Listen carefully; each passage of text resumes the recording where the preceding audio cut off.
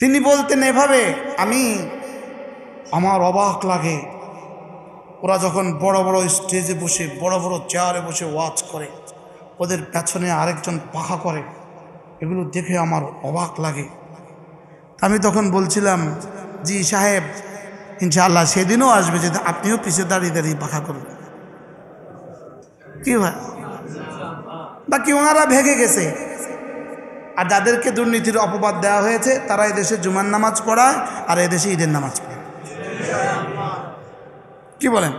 অর্থাৎ ঈদের নামাজ আর জুমার নামাজ এজন্য বলছি, এরা এদেশে সবার সাথে মিশে আছে, এরা এদেশের জনগণের সাথে কি আছে বলে মিশে আছে। আর ওনারা রাতের অন্ধকারে পালিয়ে গেছে। এজন্য রিটায়ারমেন্টের পরে হজে যাবেন, এই চিন্তা চেতনা বাদ দেন। এই চিন্তা চেতনা কি দেন? বাদ দেন। নিয়ত করেন ইনশাআল্লাহ, হজের নিয়ত করেন পাক্কা, যে যত দ্রুত সম্ভব হজ করে নেবেন ইনশাআল্লাহ। আল্লাহ তাআলা তৌফিক দান করেন। দ্রুত নওজোয়ান অবস্থায় হজ করা উচিত। হ্যাঁ, বুড়ো দ্বিতীয়বার হজ করারও চিন্তা করবেন না, বুড়ো আর কেউ হজ যাওয়ার নিয়ত করবেন না। এটা এত কষ্ট, এত কষ্ট, এখানে বুড়ো আর গেলে ফিরে আসে কিনা সন্দেহ আছে। এজন্য বুড়োরা, বাংলাদেশ থেকে বুড়োরা যায়, আলহামদুলিল্লাহ ইদানিং কমে গেছে, অল্প কমছে। এই জন্য নওজোয়ানরাই হজ করার চেষ্টা করবেন। আল্লাহ তাআলা তৌফিক দান করেন।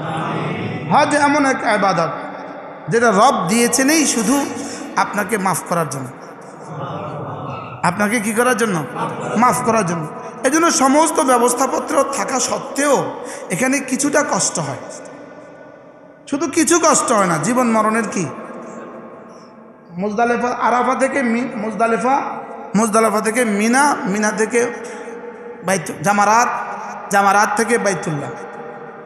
এই দিনটা 10 তারিখের এই দিনটা অনেক কষ্টের। হাজারো মানুষ এবছর মারা গেছে, অনেক কষ্টের এই দিনটা। বাকি সমস্ত আসবাব, সমস্ত প্রস্তুতি সত্ত্বেও এই দিন এত কষ্ট কেন? যেহেতু এই দিনেই রব আপনাকে মাফ করে দেবে। তো মাফ করে দিতে জামা ভালো করে ধুইতে কি লাগে? বেশি আছাড় দিতে হয় না? হ্যাঁ, মাছ ধোয়ার আগে মা কি বইলা দেয়?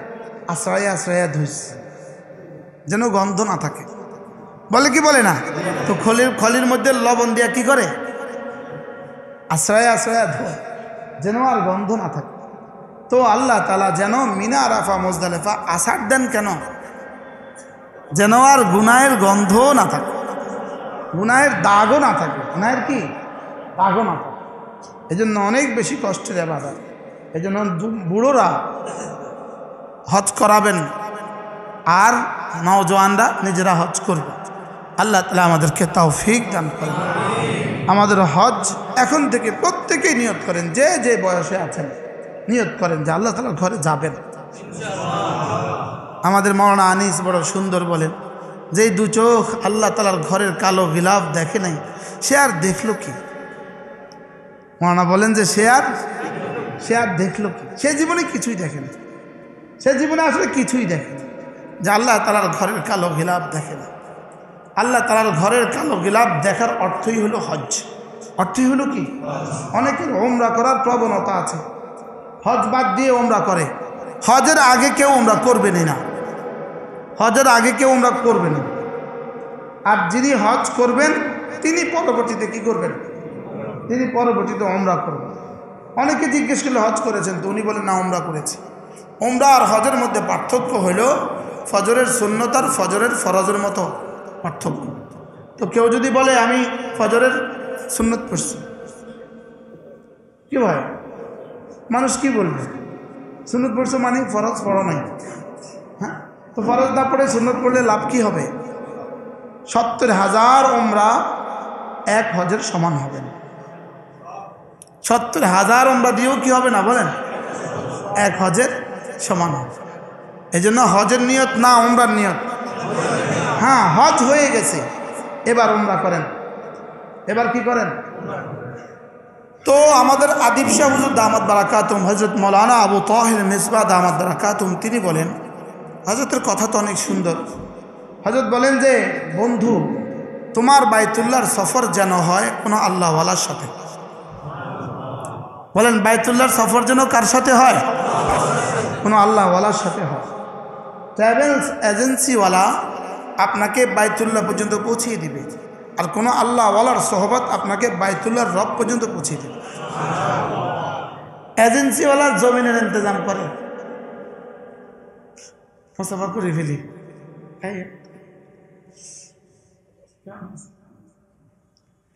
এজেন্সিওয়ালা জমিনের ট্রাভেলিংয়ের ইন্তজাম করে, আর কোনো আল্লাহওয়ালা আর শাহজিমে মালিকের সাথে ট্রাভেলিংয়ের ইন্তজাম করে। এই জন্য হজ শুধুই ট্রাভেল চালার সাথে হবে না, কোনো আল্লাহওয়ালার সাথে হবে।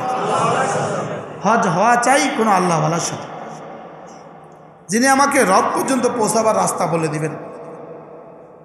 আপনি গাড়ি চলেন তো চিনেন না, রাস্তাও মানুষ নেই, তো বাচ্চা থাকলে বাচ্চাকেও জিজ্ঞেস করে, হয় কি হয় না বলবে, নারীকেও তো জিজ্ঞেস করে, কোনো পাগলি থাকলে পাগলিকে জিজ্ঞেস করে। রাস্তায় কেউ নেই, পাগলি আছে একটা, আমি অমুক জায়গায় যাব, বলেন কোন দিকে, ওইদিকে যাব।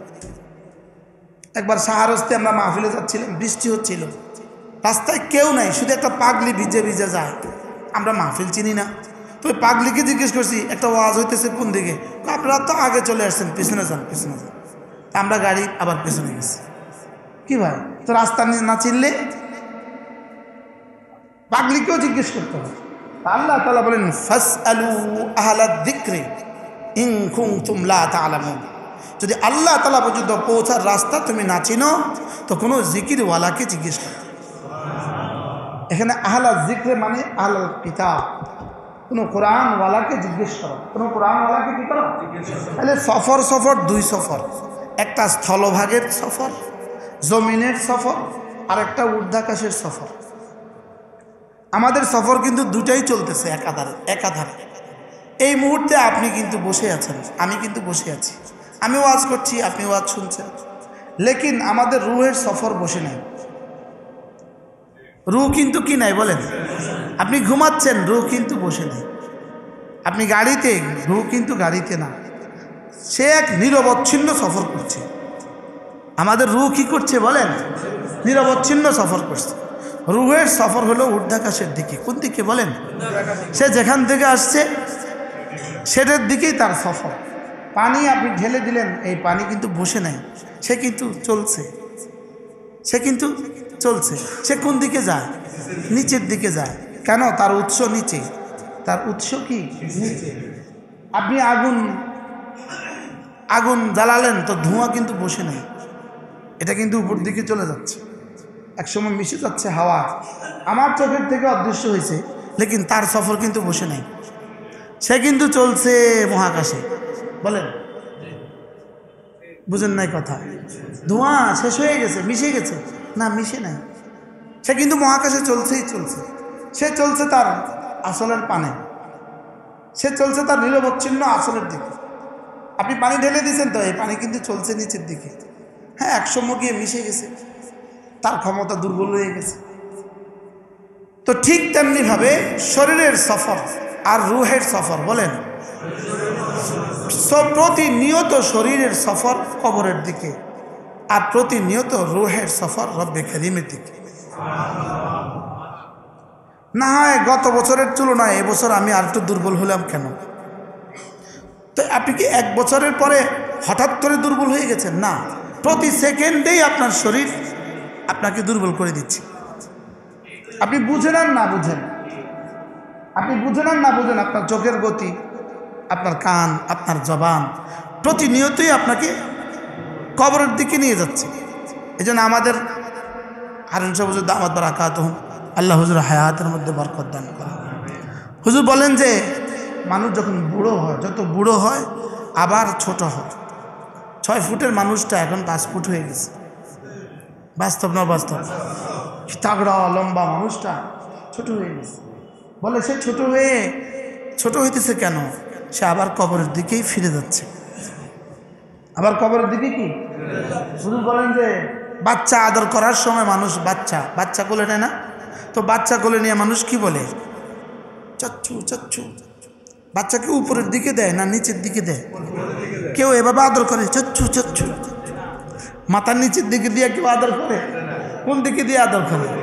উপরের দিকে দিয়ে আদর করে। এটা হলো কুল্লু শাইইন কুল্লু মাউলুদিন ইউলাদু আলাল ফিতরা, মানুষ ফিতরাতের উপরে জন্ম হয়েছে, এটা স্বভাবজাত। নিচের দিকে দিয়ে আদর করে না, উপরের দিকে দিয়ে আদর করে। কেন উপরের দিকে দিয়ে আদর করে? বলে তুমি আসছো উপর থেকে, আবার ফিরে যাবা উপর।